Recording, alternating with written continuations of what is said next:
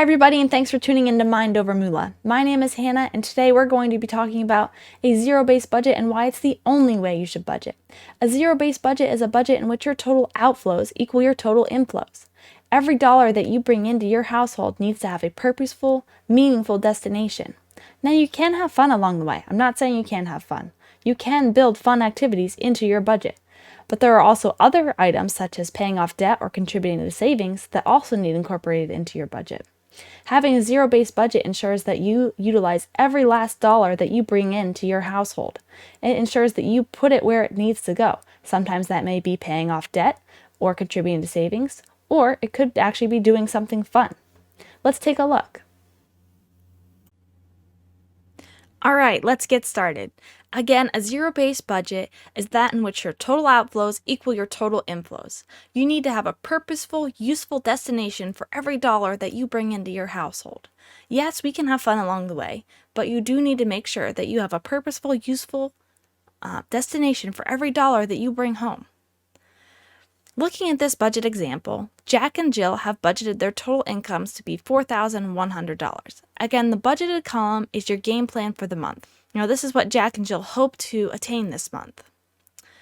Looking at their expenses are made up of both fixed and variable expenses. Fixed expenses are those that don't change from month to month, such as their mortgage, their car payments, their other debt payments. Variable expenses are those that do change from month to month, such as gas, groceries, utilities, items that aren't the same every month.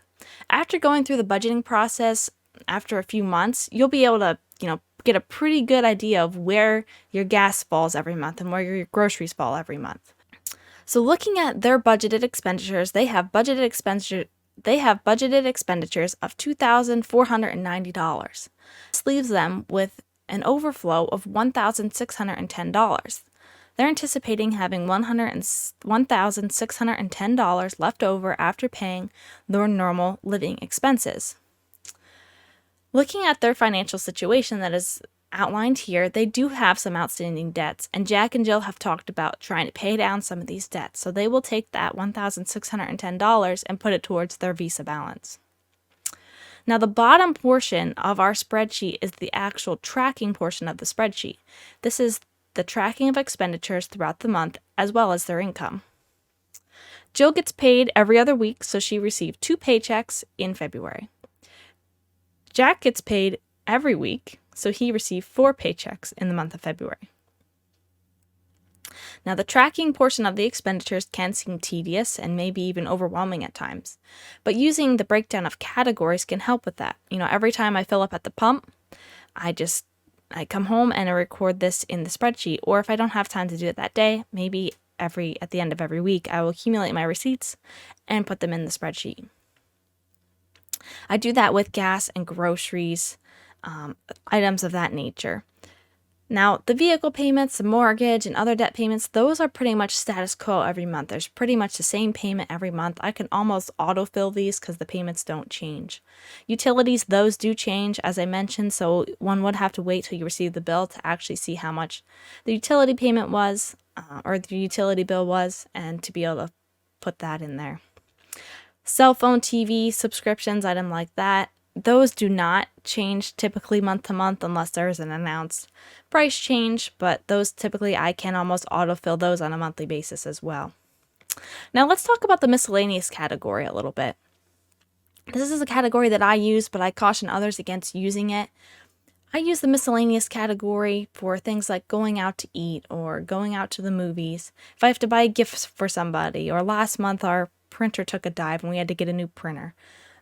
Things that are, don't really fit into these other categories, but, things that do happen. And you need to make sure that in your tracking of expenditures that you record everything that does happen so you are understanding of where your money is going.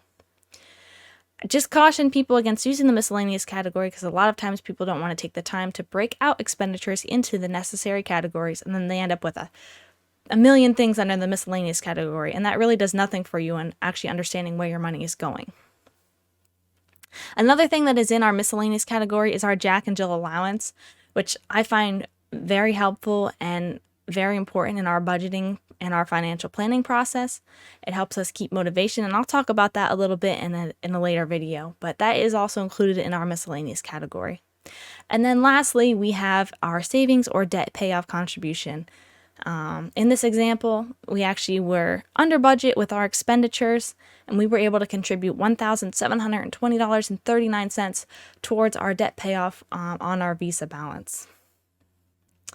Again, having a zero-based budget is having your total outflows equal your total inflows. You don't want just money hanging out here in the wayside like, oh, it's extra, just ignore it. No, you have that money, that's yours, control it, and tell it where to go. Thanks for tuning into Mind Over Moolah. Hopefully this video provided you an understanding of what a zero-based budget is and why it's the only way you should budget. Utilizing a zero-based budget is the only way to ensure that you account for every last dollar that you bring into your household.